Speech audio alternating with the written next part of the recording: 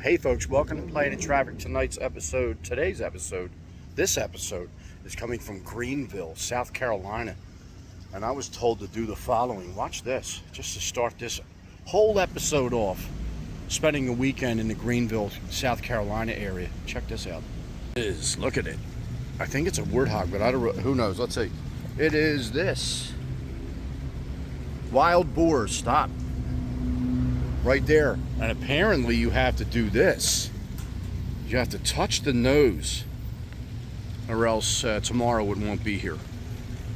Yeah, so I'm going to put up a short reel. I don't know when it's going to go up, but y'all got to check it out because this little downtown area, I don't know exactly what street this is, and I'm going to find out real soon. I think it's Main Street. So Main Street's out in this area here of Greenville, South Carolina, really is something else. This is a Thursday night, and I'll tell you what, it's really jumping for a Thursday night. Yeah, this is the deal. Like, this is, so yeah, Main Street, and well lit with like string lights going across the street, at least in this area right here. And yeah, just very modern and and very it's very impressive and super clean. I think there's a lot of high-end activity going on here. There's also some bars, I think, that are kind of, like you're not going to go broke sitting in them. But yeah, totally it's a vibe, man, and that's what I'm here for. But check it out, Main Street. Look at these lights. I love the lights.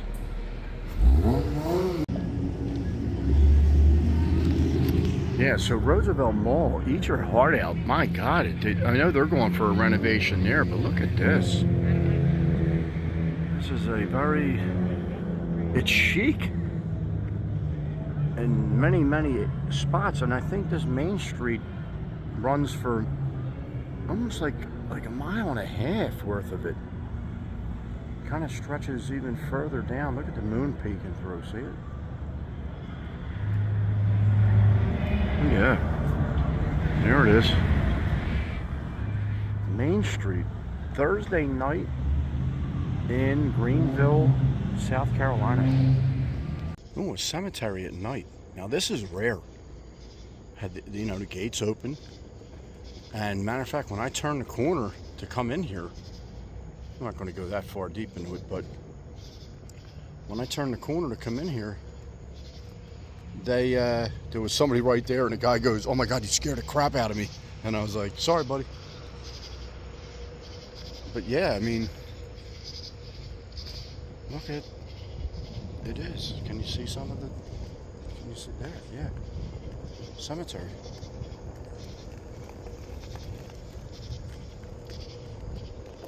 Nighttime. Oh yeah, look at that. Yes, absolutely. There's the entrance. Nice pretty entrance to it too as well. Let's get the name of it so we know where we're at. Historic Springwood Cemetery right there. Very nice. Yeah, so sun's up now on Main Street here in Greenville, South Carolina. You know what? Anytime you get an opportunity to eat a flying biscuit, I would do it. 656 South Main Street, flying biscuit here in Greenville, South Carolina. It's been a minute since I've been flying biscuit, and of course the ones that I was in were in Atlanta, Georgia, and that one was very nice. And I don't think I'll have to eat for pretty much the rest of the day. And hopefully that will fuel. Oh, it was chicken and waffles, of course. I'm sorry, chicken and waffle. Yeah, and that will be. That'll fuel a 5-figure step day. That's what I'm hoping to do today. Is have. I don't know. I think a good 13,000. We'll see. I'm not promising myself anything, because now I realize, like, depending how much one wheeling I end up doing, that will absolutely cut into how many steps I'm taking. But all that being said, it's a Friday morning. The sun's up and it's supposed to be nuclear today. But you know, one thing I've been noticing over the last couple days here in the south is a little less humidity, and that makes like an absolute world of difference when it comes to just, you know, your everyday moving and grooving. I'm bouncing all over, I'm bouncing around in Greenville, South Carolina, and look at this. Oh yeah. Ooh, let me see where I am. And then I can tell you, and we can see why I'm here. Look at this. Good, good. Yes. So here we are, Woodlawn Memorial Park, Greenville, South Carolina, and we are going to pay our respects today at the following individuals' gravesite. You know, I always like to find a nice path in between the stones, and this is kind of the spot then. Would be right here as I walk up to a gentleman's grave. He was born in the 19th century, so this is going to go back as one of the older. This actually looks like a grave here. Okay, so maybe I should have started over that way. So let's go around and up the middle. You can already see it. I already see baseballs. I see, it looks like spikes. And then I see the grave of Shoeless Joe Jackson right here. And I'm going to get you as close. Not that I can't get any closer, but I can. I'm going to get close. As you get to see all the baseballs. Look at this.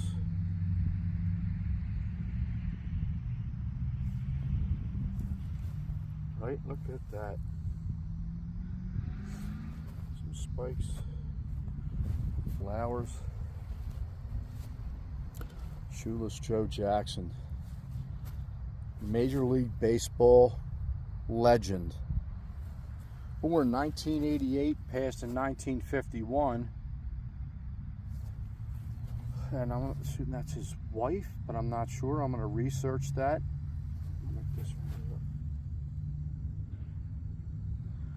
Shoeless Joe Jackson right here in Greenville, South Carolina.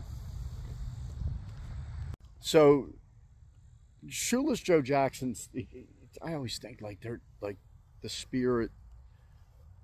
Everyone feels a different thing about what happens when you go into a coffin. What happens, where you go after you die, where does your soul go, where does this go? But I always get, regardless of how you think of it, I always feel like what's he going to say about me? Whoever I'm standing over. This will be my second grave in probably the last week, because I did see that was a Big Boss Man's grave in Dallas, Georgia. And that's posted on my channel, Professional Wrestler Extraordinaire. But Shoeless Joe Jackson started his baseball career in, I think, 1908. So that would have made him like 20 years old. And he's been portrayed, you know, he's in the movies, 8 Men Out, Field of Dreams. And, just for starters, how do you have hitting a baseball is hard, right? Just for starters, how do you have a career 357 batting average? It's one of the all-time highest batting averages is in the history of baseball. Historically known as probably one of the top 50 baseball players in its history. Was involved in the scandal, saying he set up the 1920 World Series, fixed it. He had a tremendous series I don't know, 12 hits in the series or something of that nature, whatever that was. So then he was banned from the sport, and then being he had such a passion, so by 1920 he's a 32-year-old man, and he lived another 31 years after that, but he did a lot of baseball under a different name after that. I did see he was in Georgia, he was in Savannah, Georgia, and I think he came back at the end of his life. Say, I don't really know the exact number. I could probably put it in a text here. But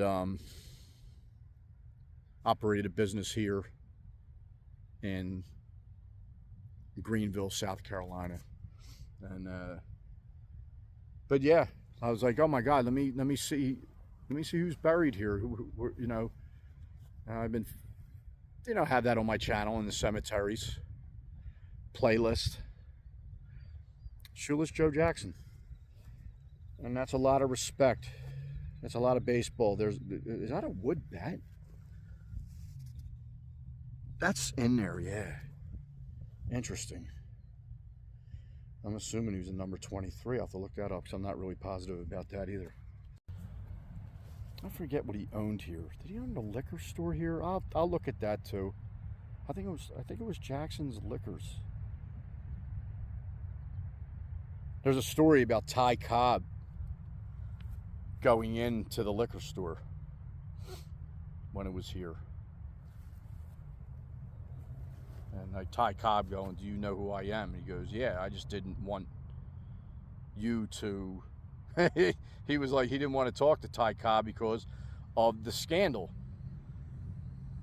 He didn't want to deal with how much Ty Cobb might have hated him because of what was out there, what was known. Look, I'm not a historian on the part of the Black Sox scandal. He was playing for the Chicago White Sox, so it was a Black Sox scandal.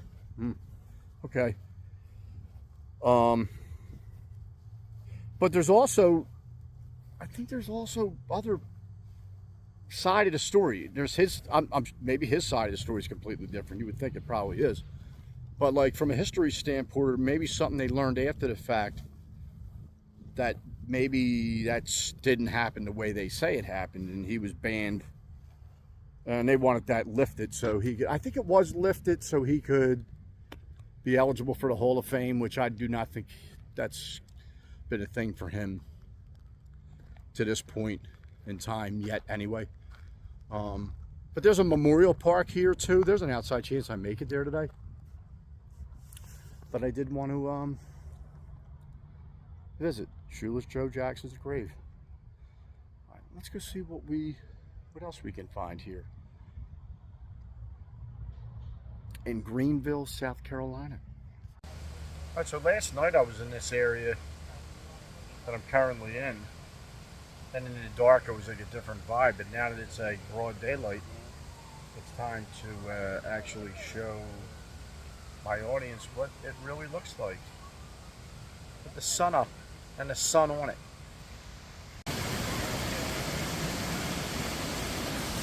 So yeah, last night I was here, right in this location, right here, looking over, I think that's Main Street right there in Greenville. Frame that up good, sorry. So I was here last night, and I was like, wow, this looks like a very interesting spot. And this is what's going on. Let's look. So yeah, you just come over here. Welcome to the Liberty Bridge. This thing was built 2004. Oh, I'm sorry. Goodness gracious. Everyone's in a race to get on it because, you know, you never know when it's going to disappear on us. But anyway, yeah, like it's a little suspension bridge. But yeah, very, very interesting looking, to say the least.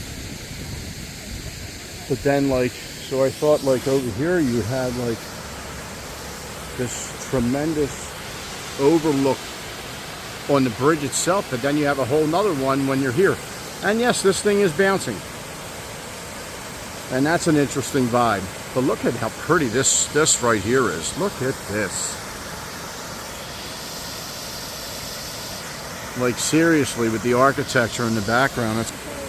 And then nice little path, walkway on both sides. And we're gonna go sample what that's like. But yeah, the views are spectacular from both vantage points. Whether it's this bridge or the bridge on Main Street. And I always like the look of, you know, nature with the look of man-made stuff.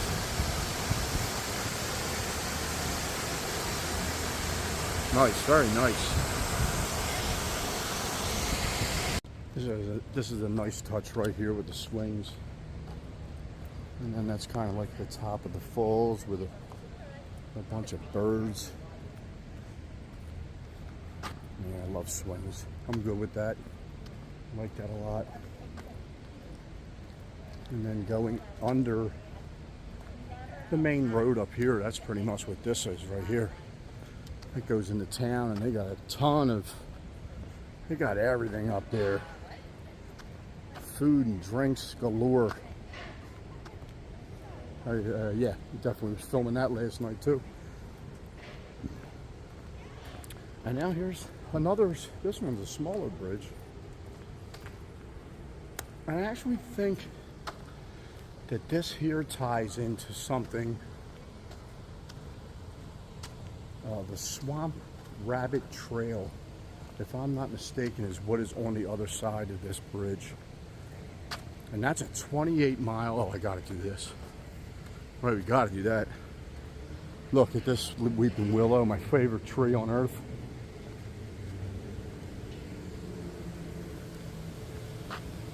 Yeah, there you go, look at this bridge. Eugenia Duke. Honoring a Greenville legend. And here we go across this one. Now this one's not bouncing. This ain't suspension either, so I guess that's what you get with suspension. You get suspense. You can't have suspension without suspense. Get it? Yeah, that's a good one. So yeah, here you go. Oh yeah, these geese are, they're doing pretty good, I would think, right here. This is a real clever spot, and part of this and the city, I guess, taking ownership of the area, ownership in terms of having bought whatever, like acres and acres of this area, was because of it. I think when this road, Main Street, whatever route number it is, the old bridge itself that you would use to cross this, it wasn't exactly, it didn't look like this white bridge that it is now with that cool little rail along it. It looked a little basic, and what it was also doing was blocking a view, I think, of the falls. So they wanted to have this be a feature, a major water feature, and I'm going to say they were very successful at it because it looks really, really, really, really nice. Bridge.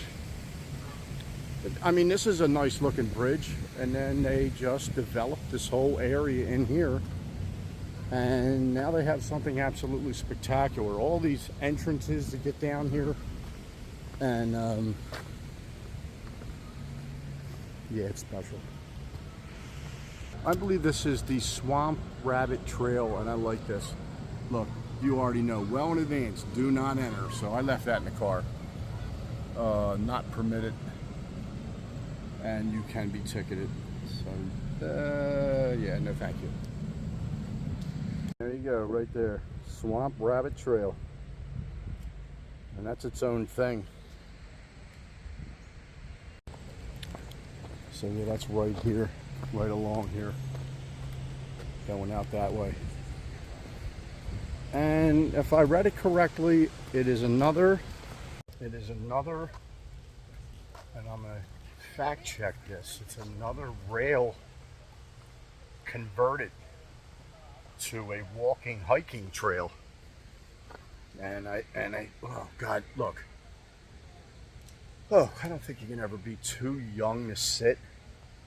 But man, is it, you know, look. The shade and a bench. And because I'm in the South, I'm going to say the South, but I know it gets hot everywhere else too. Oh man, that's a good friend right there. And yeah, so that being said, let me check something real quick. And yes, it's saying anywhere from 28 to 32 mile former railway corridor. I'll tell you what, that's brilliant. That is brilliant. And you know, I'm going to say, well over a decade ago, I remember, you know, having going to the Reading Viaduct and hanging out up there and in Philadelphia, and then learning that, you know, they were, you know, they wanted to convert that to just green space, and you know, people like me, urban explorer types, were up there. Oh man, this looks cool, but they wanted it to be safe and for the public. And that was following other cities, and I believe Chicago is definitely one of them. That I think they had, like, you know, an old railway above ground.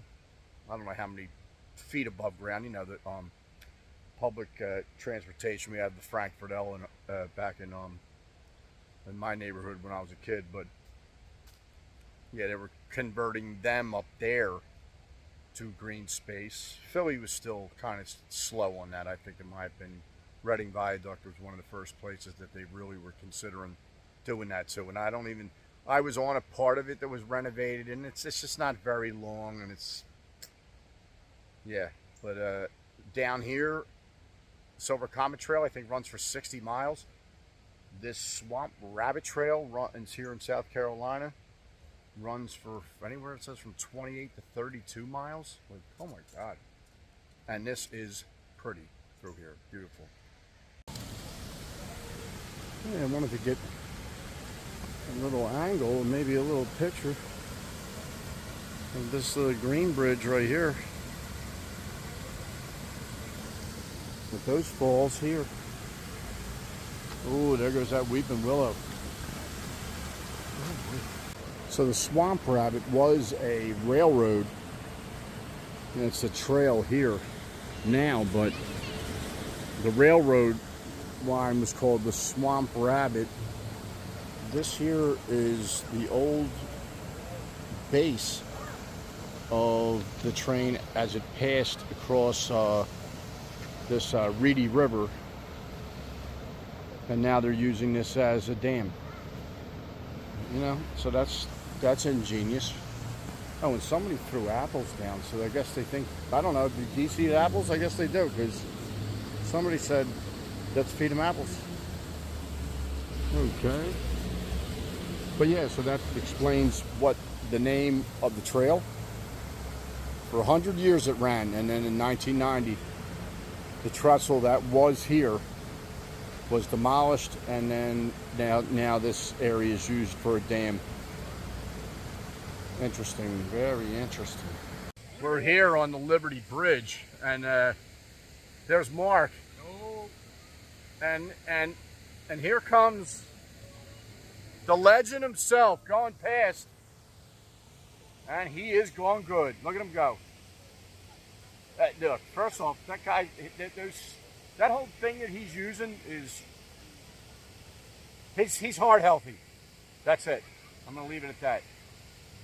Again, real pro about it. Oh baby, there you go, up close and personal, nice. The lower level. Rocks.